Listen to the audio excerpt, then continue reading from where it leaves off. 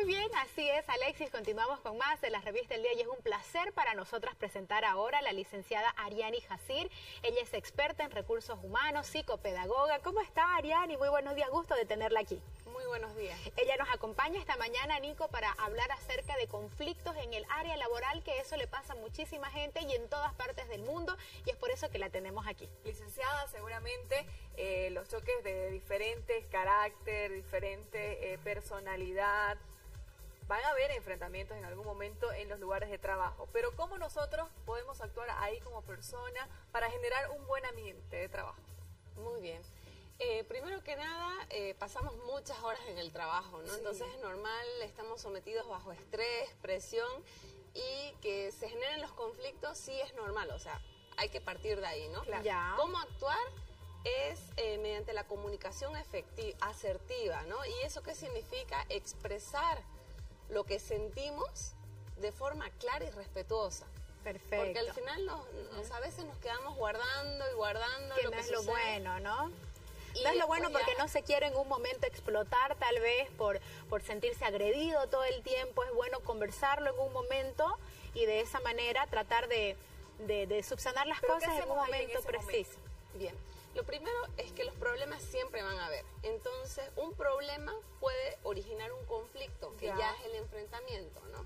Entonces, y hay ciertos niveles, ¿no? Lo ideal es al principio ya empezar a trabajarlo, pero no, ya va a pasar o ya estoy acostumbrada, porque al principio nos incomoda, ¿no? Nos incomoda mucho el tema de, ay, sí, esta persona, porque pueden ser colaboradores, compañeros, jefes, la misma empresa y su cultura, ¿no? Exacto. Entonces, lo primero es actuar, no dejarlo pasar y intentar resolverlo uno mismo. O sea, si me incomoda para no llegar a más niveles como ya, no sé, llevarse mal, no hablarse, hablarse feo. Claro. ¿no? Entonces, y es un tema justamente, licenciado, un tema de personalidades, porque me parece muy curioso todos estos ejemplos que está dando, porque es como que cada persona reacciona distinto cuando se ve en un conflicto, en una incomodidad, tal vez con un compañero de trabajo.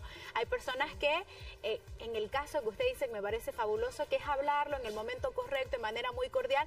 Hay otras personas, lo digo porque me recuerda en alguna oportunidad a una amiga, me decía, está bien que no era en el contexto laboral, era en el colegio, que me decía que cuando ella tenía alguna incomodidad con alguien o alguien la agredía o algo por el estilo, se lo comentaba a sus padres y ellos la cambiaban de colegio. Entonces, cuando ella llegó el momento de estar en el área laboral y se veía en estas situaciones, ella siempre optaba por renunciar e irse y evitar el conflicto. ¿Y ahí qué hacemos, licenciada? ¿Hablamos? ¿Enfrentamos? Lo primero es intentar resolverlo uno mismo, ¿no?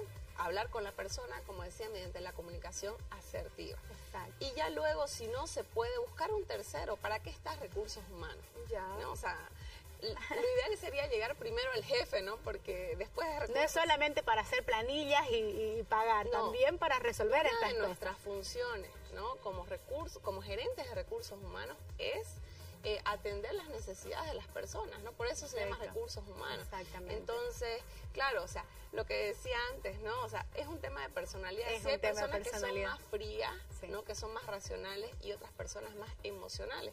Tal cual. Porque es difícil no tomarse de forma personal un problema, un conflicto. Entonces, pero no hay que hacerlo, ¿no? Tomárselo personal, tal vez hay que verlo un poquito de afuera y decir, es la situación. Es difícil hacerlo porque uno se lo toma personal porque hubo un problema y lo primero que hacemos es buscar culpables y no asumir la responsabilidad. Entonces ya ahí generamos un conflicto. Entonces nos llevamos ese problema a la casa, con nuestra familia. O tal vez viene de la casa y lo llevamos al trabajo. Claro, porque uno de los problemas, ¿no? También del bajo desempeño, claro, que yo tenga problemas económicos, crisis con mi pareja, problema con los hijos, algo de salud, claro que afecta, pero me bajonea un poquito, ¿no? Salvo que ya el tema agresivo ya es distinto, ¿no? Sí. En muy que es también, como le decía, un tema, como hablamos a un principio, es un tema de personalidad, que hay otras personas también que reaccionan de esta manera y no es tampoco lo recomendable. Las personas más sensibles, ¿no? Las personas emocionales, sí, o sea, no es lo mismo llamarle la atención a una persona racional, ¿no? Que que analiza con la cabeza que otros con el corazón. Entonces, hacen más show, ¿no? O sea, de verdad alguien emocional. De verdad les duele entonces, ¿no? En ese momento. Les duele también el tema de los chismes, ¿no? Viene bastante. Que eso es muy dañino en el ambiente de trabajo, ¿no? Cuando ese, como se dice en otras palabras, ese cotilleo, sí, esos comentarios, ¿no? ¿Y todo de qué viene? De un tema de comunicación, ya sea malinformación o desinformación, ¿no? Entonces, ¿qué se debe hacer? O sea, hay implementar metodologías, ¿no?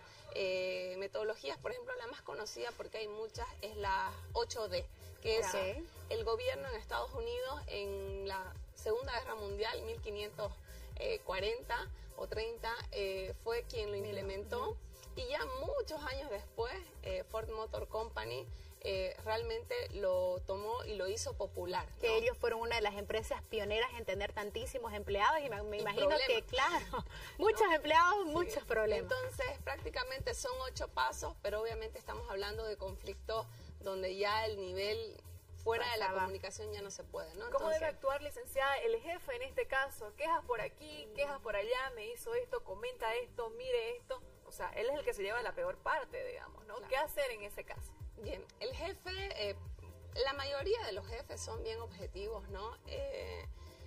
Como un papá con sus hijos. No, de verdad, ¿no?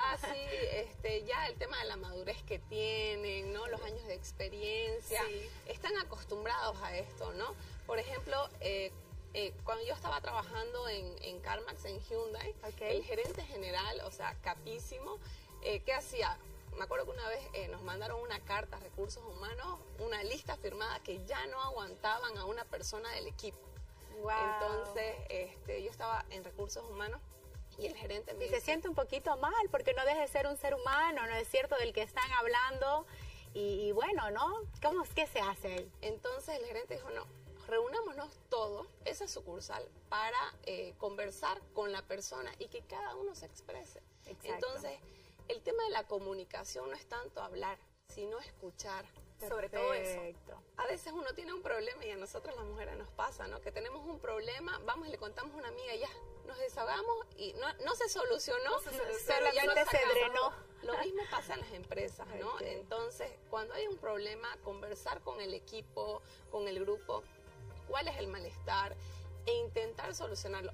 Verlo, evaluarlo de forma lo más objetiva posible, ¿no? Perfecto. Y la idea es identificar cuál es la causa, la raíz, para sobre eso no volver a tener el mismo conflicto sobre lo mismo, ¿no? Buenísimo. Me gustó lo que dijo. Antes de hablar hay que saber escuchar también, para que usted lo tome en cuenta en casa y genere un buen ambiente laboral. Ha sido un gusto, de verdad, licenciada, por atender esta mañana. Gracias. Muchísimas gracias, Ariani, y la esperamos en otra oportunidad. Muchas gracias. Bueno, mientras tanto, nosotros continuamos con más del Día de la Revista.